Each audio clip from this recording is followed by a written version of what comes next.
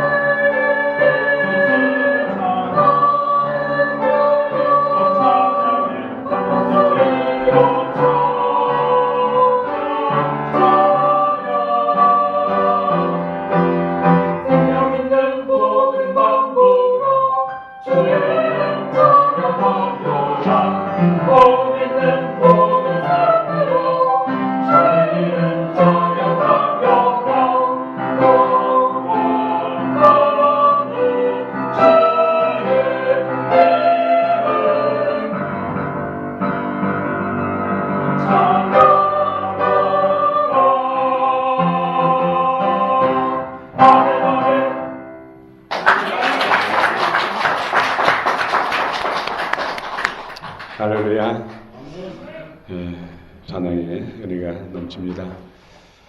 하나님께서 거기에 은혜 복을 주시기를 원합니다. 또 여러분의 예비하신 만가지 은혜 복을 받으시기 바랍니다.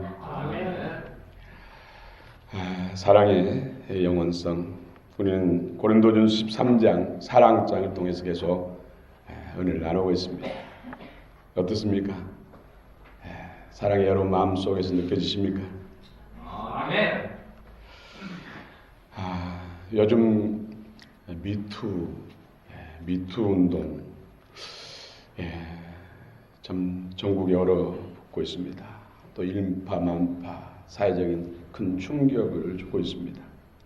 원래 이 미투 운동은 미국 할리우드 배우들에게서 시작됐습니다. 그런데 우리나라까지 와서 시작은 미국에서 시작했는데 꽃이 피고 열매를 맺는 것은 우리 대한민국에서 그런 것 같아요.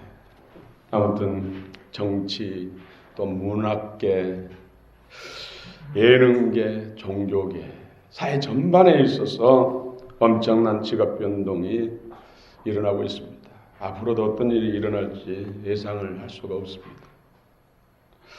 반드시 성폭력, 성폭행은 근절돼야 됩니다. 이것으로 인해서 얼마나 많은 사람들이 고통을 당하고 힘들게 사는지 모릅니다.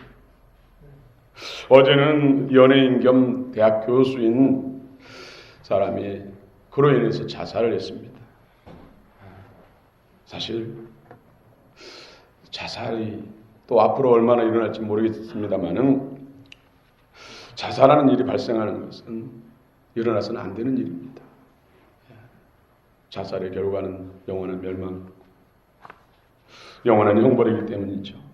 물론 그런 일로 인해서 사회 또 개인과 가정과 사회에 고통을 주는 그런 죄에 대해서는 미워하고 죄에 대해서는 심판을 해야 되지만은 영혼에 대해서는 참으로 하나님의 긍휼이 임해야 됩니다. 이것이 인간의 힘으로 사회적으로 지탄을 하고 비난을 하고 정죄를 하고 처벌한다고 해서 해결될 수 있는 문제가 아닙니다. 영적인 일이기 때문이죠. 악한 영적인 일이기 때문이죠. 아마 또 다른 방법으로 또 악한 영은 역사할 것입니다. 근본적인 답은 주님의 복음의 능력입니다. 예수 그리스도가 답입니다. 제가 이 사건들 요즘에 이런 일을 보면서 한 집사님이 생각나더라고요. 그래서 그 집사님을 통해서 일어났던 일들 잠깐 소개하려고 합니다. 이 집사님은 직장에서 야외, 산에 야외 가서 성폭행을 동료로부터 당해요. 남자 동료로부터. 직장 동료죠. 상사. 그 성폭행으로 인해서 원치 않는 임신을 하게 돼서 결혼까지 하게 됐습니다. 근데 결혼 생활이 만만치 않았죠. 슬하에 총 4명의 자녀를 뒀는데 둘째 아들은 4살 때 건널목에서 교통사고로 숨졌습니다. 그리고 또 셋째, 넷째를 낳았는데 셋째를 1월 달에 낳고 넷째를 10월 달에 낳았습니다. 나이가 같은 것이죠. 쌍둥이는 아닌데. 두 애를 키우면서 얼마나 힘들은지 모릅니다. 남편도 협조가 안 되고. 그런데 또 이 남편이 외도를 하기 시작한 것이죠. 그래서 어떤 분이 현장을 급습을 해서 잡아야 된다. 증거를 확보해야 된다 해가지고 그것이 또 크게 문제가 돼가지고 완전히 남편이 돌아서 생활비도 안 주고 어떻게든 자녀를 위해서 다시 회복하고 싶어서 그 내연녀에 가서 무릎 꿇고 정말로 자녀들을 위해서 내 남편 좀 돌려달라고. 당신의 똥이라도 내가 먹을 테니까 제발 내 남편 좀 돌려달라고. 그럴 때마다 말로 표현할 수 없는 그런 모욕을 당하고 남편에게 당하고. 그러니 정신이 온전합니까? 날마다 눈물로 기도하고 은혜 받을 수 있는 모든 것은 다 했어. 하다못해서 50까지도 배우고 더 이상 살 수가 없어서 남편 가까이 살면 계속해서 갖가지 이야기들이 들려오고 그러니까 친정 어머니가 있는 고향으로 지방으로 내려갔죠. 자녀를 데리고.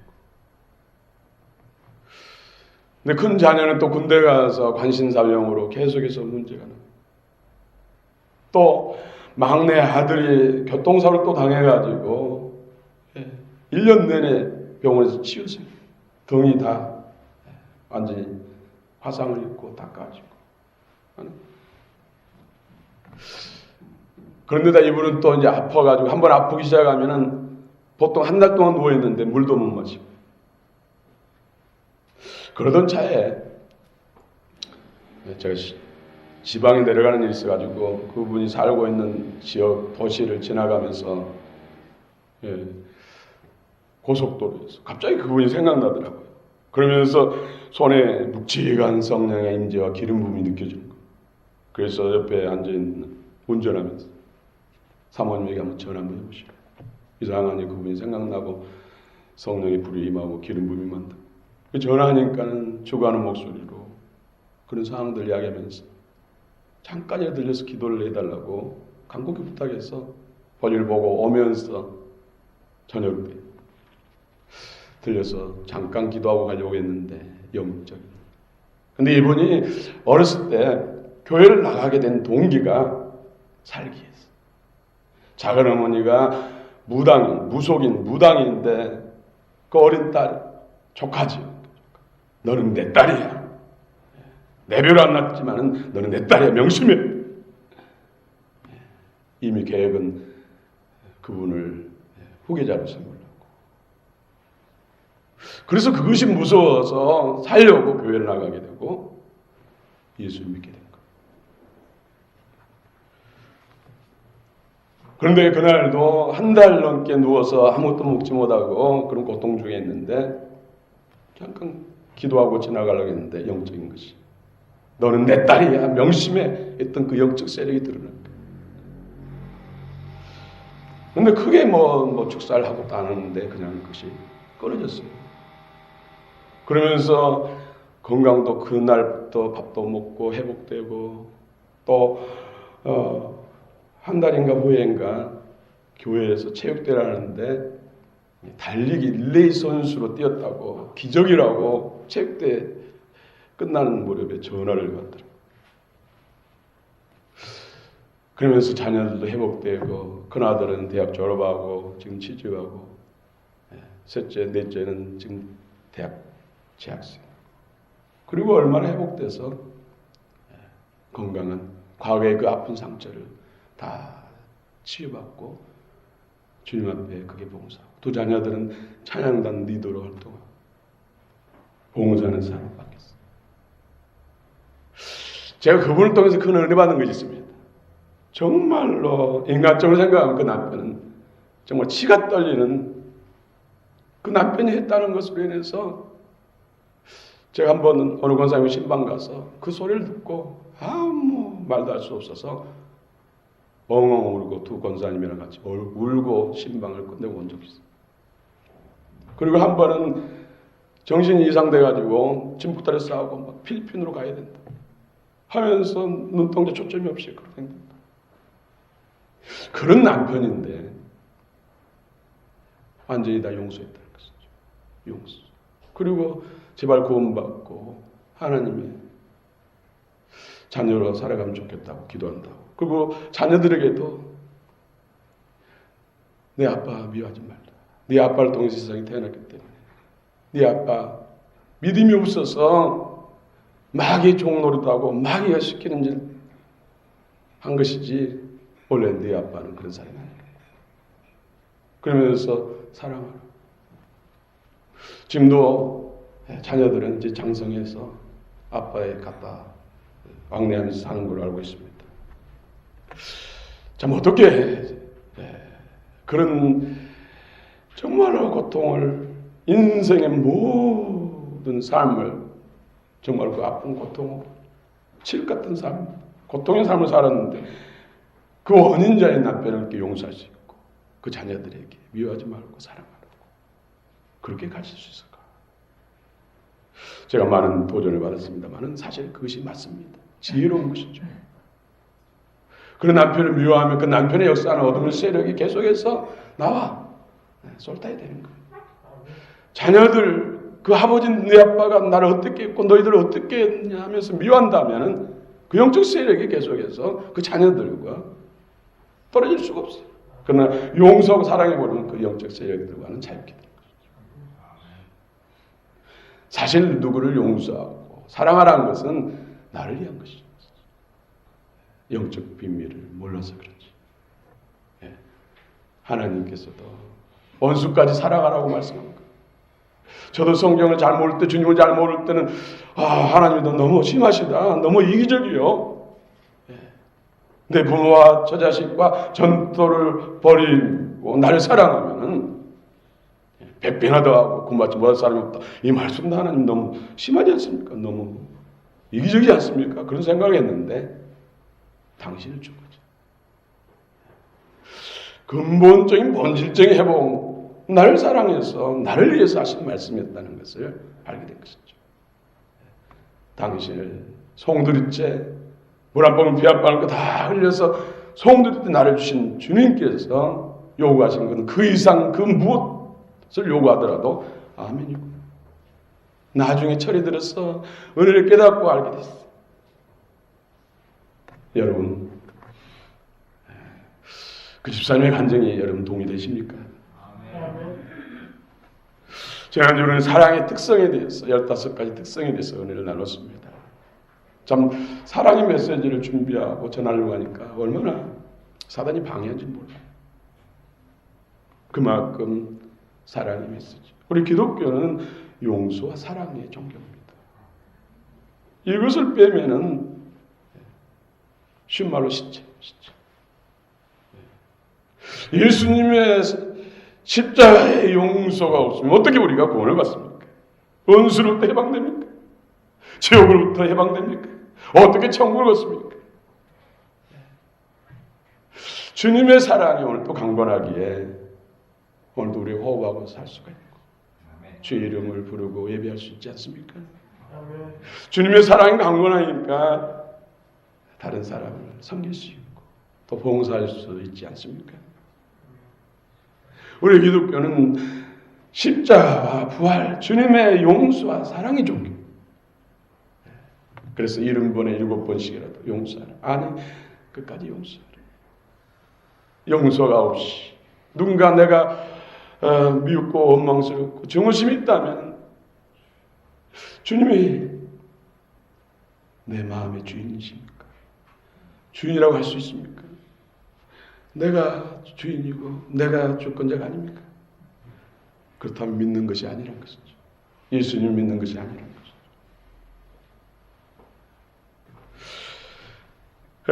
우리 기독교는 이 죄에 대해서 죽고 의에 대해서 새 생명으로 다시 사는 것. 다시 말씀드리면 우리가 주님의 복음을 믿음으로 십자가 부활을 믿음으로 말미암아 죄에서 사단에게서 해방되고 하나님의 자녀의 하나님 예수 안에 있는 부활하신 주님 예수 안에 있는 그 생명 DNA 그 생명이 우리 안에 들어와서 우리가 하나님의 자녀가 되는 것입니다. 믿습니다 해가지고 자녀가 되는 것이 아니라 믿는다는 것은 십자가의 용서를 믿고 그 예수 그리스도의 보혈의 피를 믿고 받아들이고 또 부활하신 주님의 생명을 성령 안에서 내 안에 받아들임으로 인해서 그것이 믿는 것이 되는 것이다. 믿음이 되는 것이라는 것이죠. 예, 십자가 부활 이 본질은 바로 하나님의 사랑입니다.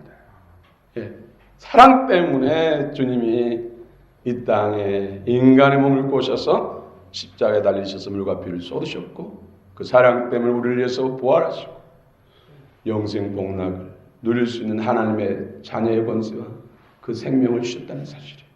그래서 요한복음 3장 16절에 하나님이 세상 우리들을 사랑하사 독생자를 주셨습니다. 이는 그를 믿는 자마다 멸망치 않고 영생을 얻게 하려 하십니다. 사랑이 제일입니다. 오늘은 제가 설교하는 중에 가장 사랑을 많이 외칠 것입니다.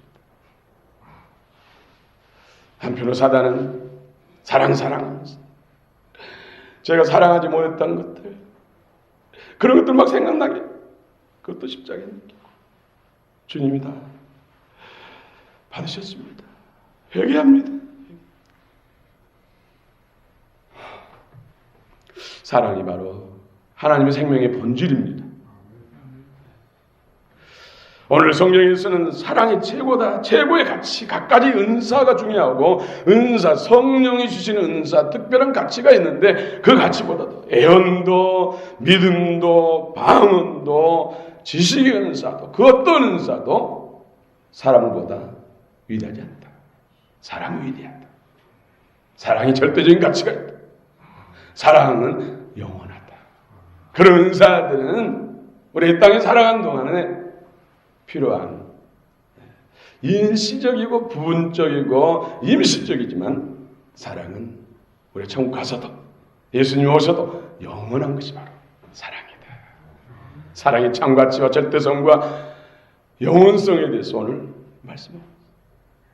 갖가지 비유를 들어서 사랑을 강조하기 위해서 우리가 중요시 여기는 그렇다고 해서 은사가 가치가 열등하다는 것은 아니에요. 다 중요하고 중요한 가치인데 사랑에 비하면 아무것도 아니라는 거예요. 사랑이 제일. 오늘 그 사랑이 여러분 속에 커지기를 원합니다. 그 사랑이 강건하기를 원합니다. 오늘 8절부터 13절 내용에 있어서 특별히 사랑은 영원하다. 사랑은 영원하지만 은사들은 임시적이다 말씀입니다.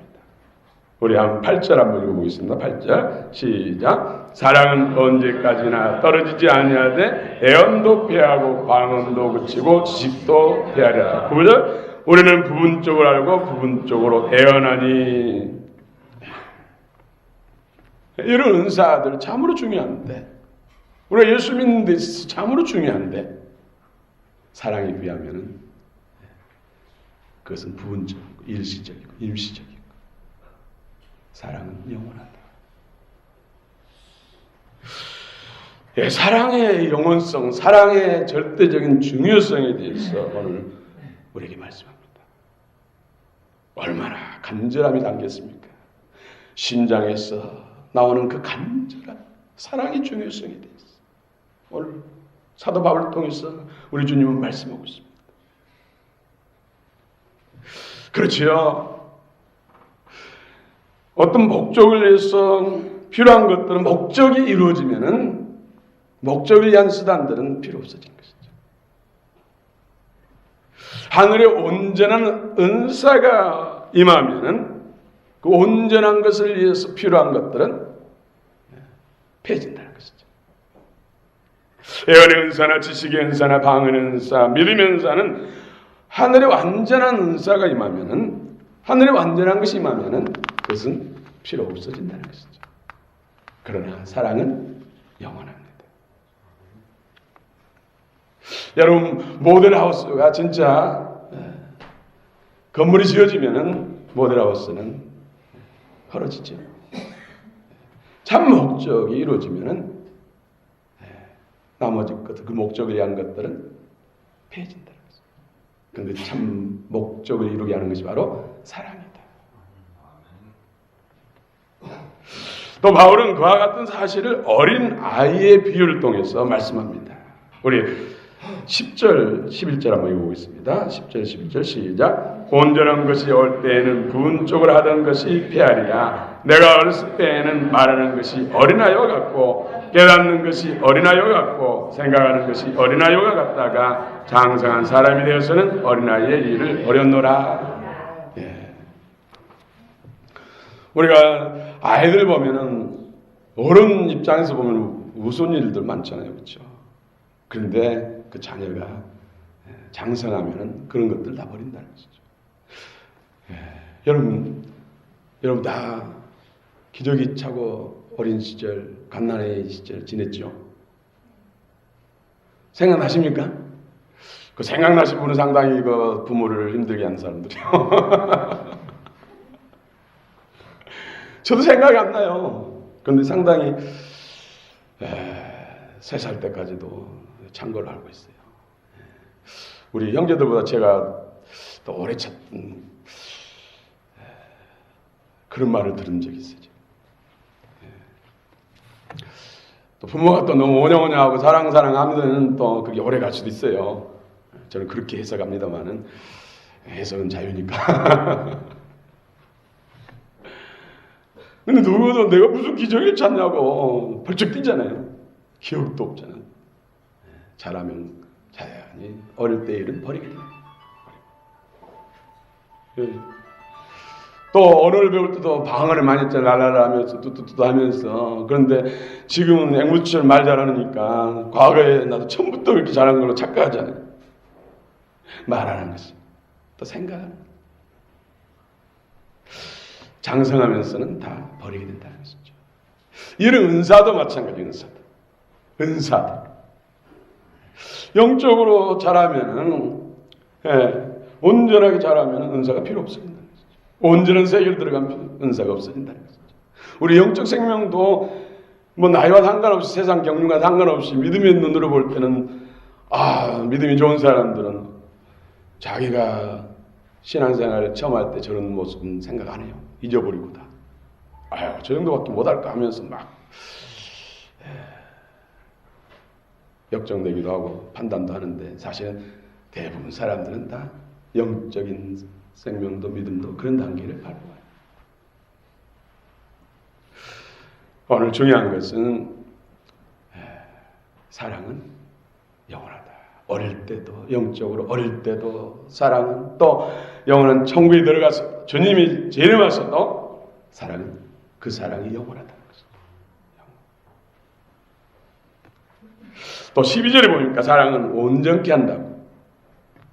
우리 12절도 한번 읽어봅시다. 12절 시작. 우리가 지금은 거울로 보는 것 같이 희미하나 그때는 얼굴과 얼굴을 대하여 볼 것이요 지금은 내가 부분적으로 아나 그때는 주께서 나를 아신 것 같이 내가 온전히 아니라. 아멘. 이 세상에서는 모든 일들이 사실 거울로 보는 것 같이 희미하다는 것이죠. 여러분, 확실하고 분명하고 얼마나 우리가 그렇게 알고 있습니까? 대부분 정말 금속 거울, 유리 거울이 아니라 금속 거울로 보는 것처럼 사실 희미해요. 이 세상 일들은 다. 그런데 그때에는 얼굴과 얼굴로 본 것처럼 모든 것이 확연하다는 것이죠. 온전한 것이 오기 때문에. 우리가 천국에 들어가면 하나님과 같이 된다고 그러잖아요. 전지전능하신. 그러니 그런 걸 위해서 필요한 은사들은 그때 가면 아무 필요 없습니다. 그러나 사랑은 영원한, 지금부터 영원한 사랑. 우리가 이 세상에 알고 깨닫고 이해하는 것들이 희미하지만은 그때는 모든 식도 완전해지고 모든 것이 완전해진다는 것이죠. 성도 여러분, 그리스도의 새 생명의 본질은 예수 그리스도의 재림으로 인해서 완성됩니다. 또 우리가 육체를 벗고 천국에 들어가면은 우리 지금은 부분적으로 알고 불완전한 것들이 온전해진다는 것이죠. 천국 갔다 온 경험을 하신 분들이 이야기하는데 천국 가니까 우리나라 말로 말하는 다 알아듣고 또 다른 나라 말로 하는 것도 다 알아듣게 되고 천국 방언하는 것도 다 알아듣고 그리고 이동하는데도 쑥쑥쑥 그냥 생각만 하면 그냥 다른 장소 옮겨져. 완전한 것. 오늘 또 사랑은, 하나님의 사랑은 가장 위대하다고. 우리 13절 한번 읽어봅시다. 13절 시작. 그런즉 믿음, 소망, 사랑 이 세 가지는 항상 있을 것인데 그 중에 제일은 사랑이라. 사랑. 믿음, 소망, 사랑 이 세 가지는 미래에도 있을 것이다. 그러나 그 중에 제일은 사랑이다. 여러분, 인간이 그리스도를 신뢰하고 순종하는 믿음, 그리고 하나님 나라를 바라고 견디는 소망, 이것은 우리 그리스도인들의 삶을, 신앙을 가능케 하는 본질적인 것이에요, 사실. 그러나 믿음과 소망보다도 더 본질적이고 더 영원한 것, 진짜 더 큰 가치는 사랑이다. 왜입니까? 이런 사랑은 하나님의 자신의 본질적인 생명, 본질인데 비해서 믿음과 소망은 그 하나님께 대한 신앙의 태도라는 것이죠. 그렇기 때문에 사랑이 더 제일이다. 요한일서 4장 7절 8절을 보면 사랑하는 자들 우리가 서로 사랑하자. 사랑은 하나님께 속하였나니 사랑하는 자마다 하나님께로부터 나서 하나님을 알고 사랑하지 아니하는 자는 하나님을 알지 못하나니. 아무리 하나님을 잘 안다고 해도 사랑하지 않으면 하나님을 모른다. 아무리 하나님을 잘 알고 신앙생활을 수십 년 했다 할지라도 용서하지 못한다면 하나님을 모른다는 거죠. 성부, 성자, 성령 삼위일체 하나님은 각각 객체예요. 성부 하나님 분명히 계시고, 성자 하나님 분명히 계시고, 성령 하나님 분명히 계십니다. 그런데 하나님을 한 분이라 하죠. 한 몸으로 표현하죠. 그것이 어떻게 가능합니까? 하나님이 사랑으로. 여러분, 영원전부터 성부, 성자, 성령 하나님은 같이 살아오셨어요. 그런데 성부 하나님과 성자 하나님과 좀 갈등 관계가 생겨가지고 조금 냉전기를 겪었다는 성경은 한 군데도 없어요. 성령 하나님이 요즘 주도하고 계시잖아요. 성령 하나님과 성자 하나님이 조금 비위가 상해가지고 따로따로 지낸다는 말씀이 하나도 없어요. 항상 성부 하나님이 주도하든 성자 하나님이 주도하든 성령 하나님이 주도하든 항상 세 분은 항상 함께 있어요. 그것이 어떻게 가능합니까? 사랑. 우리가 예수 그리스도를 구주와 주님을 믿습니다. 예수님이 나의 주님이십니다. 주여 오시옵소서. 주님과 나 연합되는 것도 하나 되는 것도 사랑으로서. 하나님, 예수님이 좀 원망스럽고 예수님이 섭섭하고 그런 것은 사랑의 부재예요. 그 미스터 사단이 쓰레기를 부어가지고 예수님에 대한 섭섭함만 불신은 반역하는 감정을 주는 것. 이게 사단이 주기 때문에 그런 것이지. 사랑으로 주님과 우리가 하나. 또 우리들이 예수 믿는 각 사람들이 한 몸이라고 그러잖아요. 한 몸. 예수를 통해서 예수를 중심으로 해서 한 몸이라고 그러잖아요. 어떻게 한 몸으로 가능합니까? 사랑으로. 사랑이 식어지니까, 사랑이 부재하니까 무슨 바울판이, 개바판이, 아볼판이, 그리스도판이 해가지고 비터지겠어. 초대교회만 그럽니까? 거린도교회만 그럽니까? 오늘도 그렇잖아요. 무슨 권사파, 장로파, 안수집사파, 병신도파, 목사파 해가지고 강목이 막 춤을 추고 경찰차 갔다 갔다 하고 날지. 이게 사랑의 문제. 은사가 문제가 아니라 사랑의 문제. 사랑이 하나 되게. 천국에서도 모든 구원받는 사람들이 영원토록 한 가족으로 하나 된 사람. 그것이 어떻게 가능합니까? 사랑. 천국에서도 서로 막 분쟁이 있고 고발 사건 있고 미투하고 막 이런다면 그 천국이 아니죠. 그런 천국에 산다면 끔찍스러울 것 같아. 영원히. 사랑이 한 몸처럼 손발과 모든 오장육부가 하나잖아요. 각지 치지만 신경과 근육, 혈관으로 연결되고 그렇지만은 사랑으로 하나 돼요. 사랑으로 한 몸. 이런 것처럼 영적 원리도 하나님의 사랑으로 하나 된다는 거죠. 예수 믿지 않는 사람도 사랑하잖아요. 타락해서 하나님의 사랑이 찌꺼리만 가지고 있어도, 찌꺼리 같은 사랑만 있어도 사랑하잖아요. 그런데 우리는 예수 그리스도를 통째로 영접받고 믿는다고 하면서도 용서받고 사랑하지 못한다면은 우리가 정말로 회개해야 되고 통곡해야 되죠. 저도 가장 많은 심하게 통곡했던 것이 서로 분열하고 서로 원망하는 관계를 심령으로 십자가 바라보면서 기도할 때 정말 뱃속에 있는 물까지 나왔다는 그런 기분이 들 정도로 통곡한 적이 있고, 대부분 교회 안에서도 정말로 사랑해야 되는데 사랑이 잘 안 됐을 때, 진정한 용서가 안 됐을 때 그처럼 몸부림치면서 통곡하니까 내가 내려지게 되고 긍휼한 마음이 들고 사랑할 수 있는 마음이 들어오더라고요. 그 집사님도 얼마나 많이 울었는지 몰라요.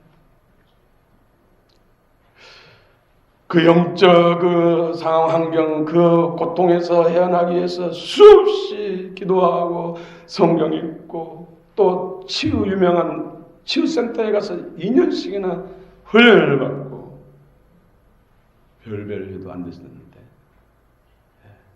하나님께서 때가 되니까 간단하게 하시더라고요. 그래서 매사에 때가 있구나. 그런 과정 그분이 울고 정말로 말씀 앞에 무릎 꿇고 또 그런 50가지 배우고 치유센터에 가서 훈련받고 이 모든 것들이 이제 종합적으로 때가 되니까 간단히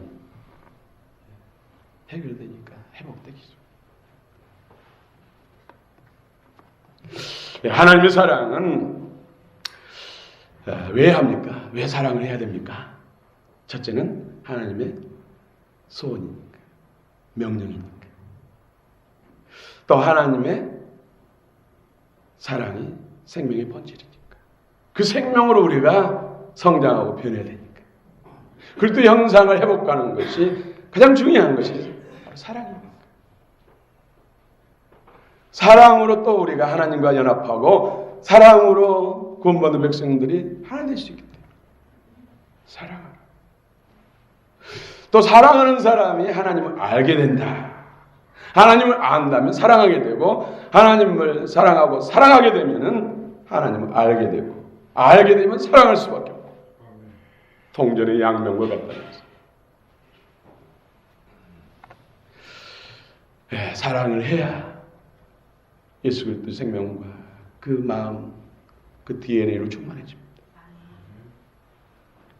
또 사랑을 해야 하나님의 영광과 상급이 따릅니다. 사랑을 그러면 어떻게 됩니까? 사랑도 방법이 있잖아요. 말로만 하는 것, 말이라도 하는 것도 사랑 있잖아요. 이거 표현한 것도요 상당한 의미가 있어요. 이거 하는 사람 아는 사람하고 차이 납니다. 기름 부음이 달라진다니까요. 그래서 사랑은 이론이 아니에요. 사랑은 실체고 실기예요. 실기. 동사. 그 사랑은 하나님 사랑, 이웃 사랑으로 십자가의 사랑이죠. 하나님을 아무리 사랑한다고 해도 사람을 사랑하지 않으면 보이는 사람도 사랑하지 못하는 자가 어떻게 보이지 않는 하나님을 사랑하느냐? 하나님 사랑, 이웃 사랑은 하나님 사랑, 똑같은 사랑이라는 것이죠. 그 사람을 사랑합니다. 또 하나님 사랑 없이 사람만 사랑하는 것은 사랑이 또 아닙니다.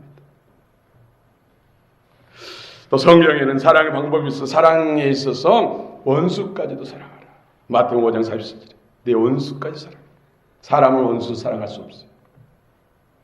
그런데 주님이 사랑하려고 하면 그 말씀에 순종하려고 하면 그 사랑을 주신다는 것이죠. 또 하나님의 사랑은 예수님의 이름으로 하는 것이에요. 예수님의 이름, 주의 이름으로, 내 이름으로 나를 위해서 하는 것은 하나님의 사랑이 아닙니다. 예수 이름으로, 하나님의 이름으로, 예수 이름으로 하는 것이 하나님의 사랑을 하는 것입니다. 예수 이름으로, 주의 이름으로 섬기는 것. 누구를 섬기든지 섬기는 것이 바로 하나님을 사랑하는 것이고 하나님의 사랑을 하는 것이죠. 또 하나님의 사랑은 가장 작은 자, 소자에게 하는 것이고 예수님께 하는 것이다. 여러분, 여기 내 형제 중에 지극히 작은 자에 하는 것이 곧 내게 하는 것이다. 지극히 작은 자는 누굽니까? 스스로의 힘으로 살 수 없는 사람. 그래서 어린 아이들, 갓난 아이들은 다 작은 자예요. 부모, 형제, 사람들 도움 없이는 스스로 살아갈 수 없잖아요. 그래서 어린이들을 사랑했어요. 예수님이 어린아이와 같이 되지 않고는 하나님 나라에 들어갈 수 없다. 어린아이들 다 내고는 건 막지 말라. 그러면서 예수님은 본을 보이셨잖아요. 다 안아주시고 축복해주시고. 어린아이들은 다 소자예요. 다 어른들의 도움을, 성년의 도움을 받아요. 그리고 또 작은 자가 누굽니까? 정말 원수 사단 마귀에게 눌리고 상처에 있고 정말로 스스로의 힘으로는 예수를 믿을 수 없는 사람들, 그 집사님 같은 사람. 그 하룻길에서 갔다 오는데 얼마나 버거워요. 철길을 갔다 오는데. 주님의 사랑 없이는 할 수가 없잖아요. 작은 사랑을 하나님 모셔가지고 그 영혼을 자유케 하고 회복시켜 주시고 이제 다른 사람을 섬길 수 있고 주를 위해서 또 그 일을 할 수 있는 사람으로 세워지는 역할들, 그런 사랑으로 섬길 때, 주의 이름으로 섬길 때 가능하다는 거죠.